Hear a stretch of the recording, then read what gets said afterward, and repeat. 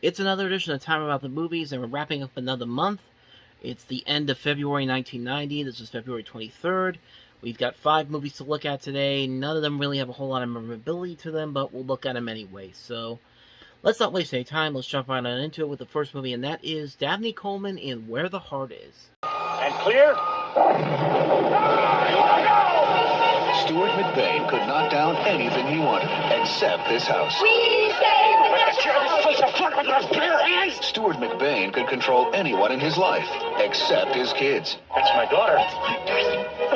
So when he decided to move those kids Crossing Brooklyn Bridge. Leaving Manhattan? into that house, Do you love it? That house is a ruin. I'm giving it to you kids. I don't think we're really ready to live on our own yet. Stuart McBain thought his problems were finally over. I think we've been outmaneuvered here. But theirs had only begun. We're broke. We're desperate. We're hopeless. Now 3 formerly rich kids must take on new responsibilities. Each of us has got to find a friend and talk him into boarding with us. That slum? Sorry, I'll think of something. They're bad parents. I can't think of anything. Can you believe that boy dropped out of Harvard? They must take on new jobs. I guess I'll have to prostitute myself. Let's keep that as a last resort. My art, not my body. It's risque for an insurance company calendar, isn't it? It's absolutely brilliant. But just when they were ready to take on the world, Stop the music! something unexpected happened. The market has crashed. We've lost everything. They had to take in their father.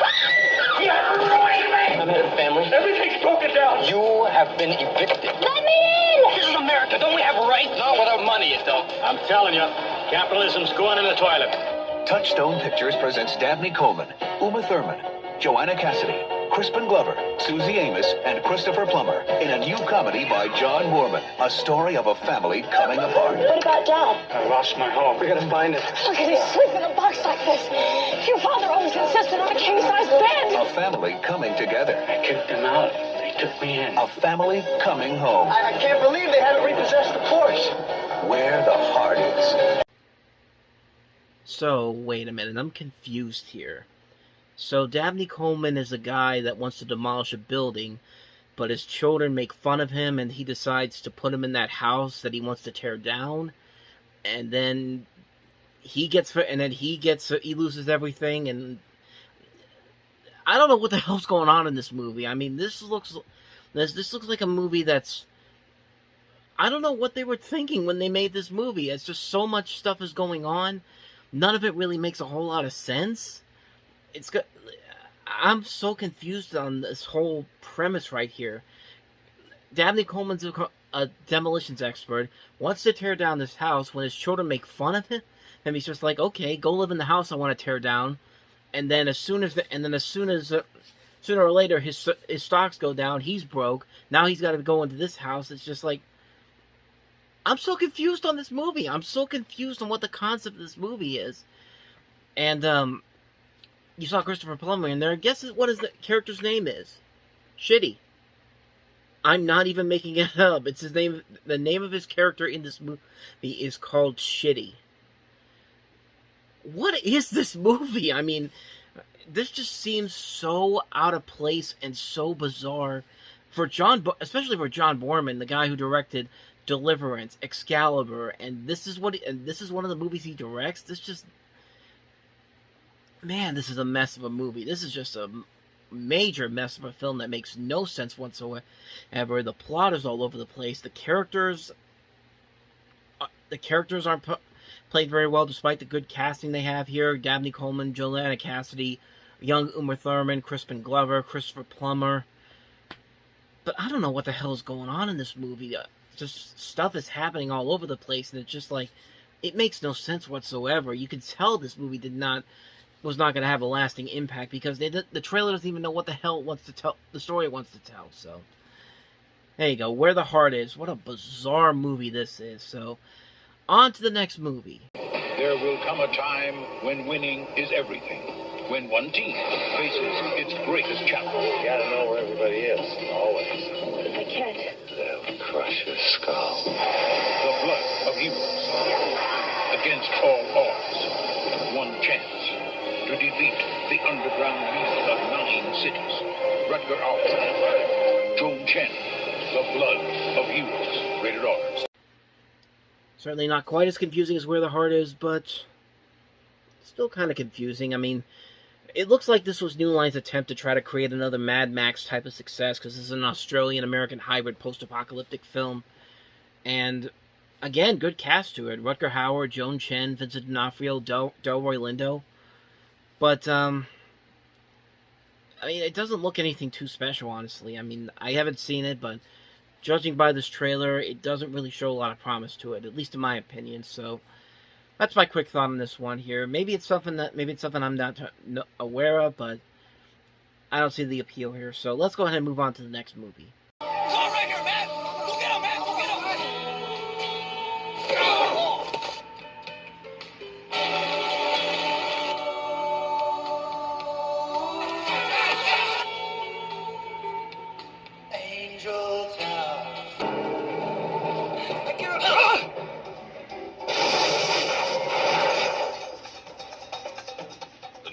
Claims are on the wall.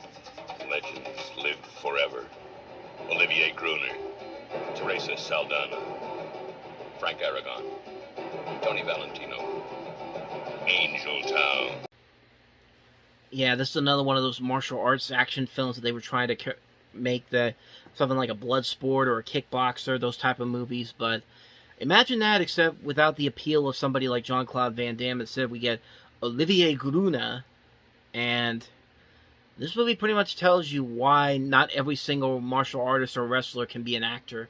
You need to have some kind of charisma to him. And this guy, Olivier Gruner, judging by this trailer that I saw, you only saw a little bit of the clips there, but when I watched this trailer, it's just like, yeah, this is the type of stuff the critic was making fun of when they had John Paul the Pope and all that kind of stuff. They were making fun of actors like this guy, these action stars that think they could be actors, but they really are not, and this movie just shows you why that is, because it's just like, this is another one of those trailers that makes no sense whatsoever. Like, it starts off like it's going to be like a Boys in the Hood type of movie, or Menace to Society, and then it just randomly switches over to the martial arts effect, and it's just like, what are you even trying to sell me here? Like, this doesn't even feel like a movie that should be up on the big screen. It should be on a TV screen on a late Sunday night on USA or something like that.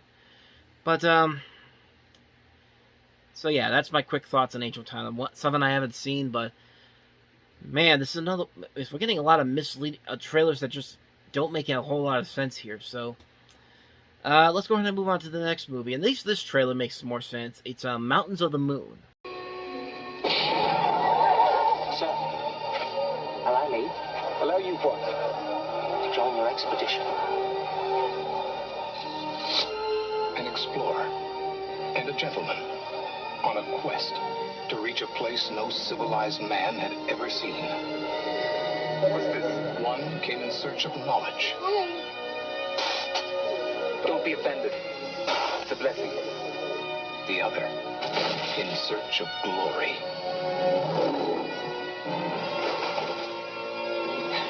Two strangers made brothers by a savage land.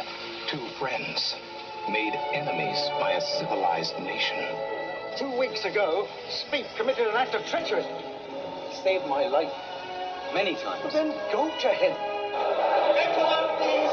Gentlemen, please. Fight for it. Fight for your honor. Two men made triumphant by their courage and loyalty. Together, they would risk everything to make history in the mountains of the moon. Yeah, at least with this trailer, this at least makes more sense than some of the other trailers we've looked at today. This is basically two guys looking for discovering the source of the Nile River, and you have this rivalry going on in this big, epic adventure, and it looks pretty good. I haven't seen it. It's got a decent cast to it. Some mostly relatively unknowns. Patrick Bergin, Ian Glenn. I think Richard E. Grant's one of the bigger names you might know of, and Fiona Shaw as well. Produced by the same Carolco, the same company who would later produce Total Recall and Terminator 2. Bob Rafelson directed this movie. Bob Rafelson also directed Black Widow, the other Black Widow with Deborah Winger in it, and The Postman Always Rings Twice, Five Easy Pieces, King of Marvin Gardens. So it's not a bad movie. So it doesn't look like a bad movie, and it looks like it has a lot of effort put into it with some of these shots they have here. It looks like it could be a decent movie. It's one that I haven't heard too much about, but this trailer doesn't have a lot of promise to it. Plus, you got the cinematography of Roger Deakins. Anything that guy touches is almost instant gold.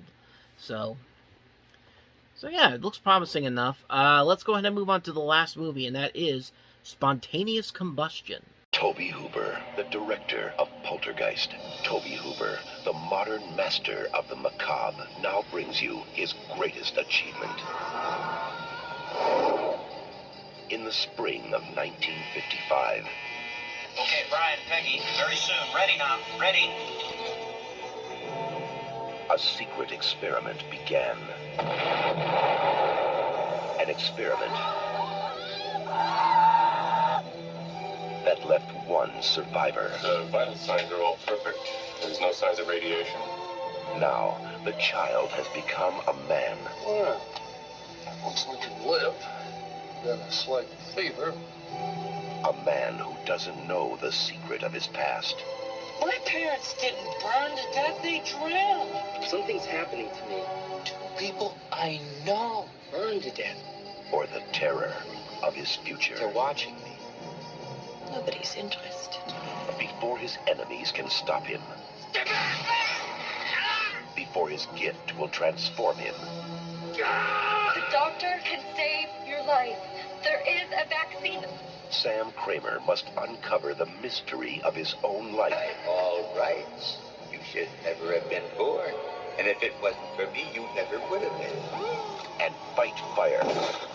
I will use my gift. With fire.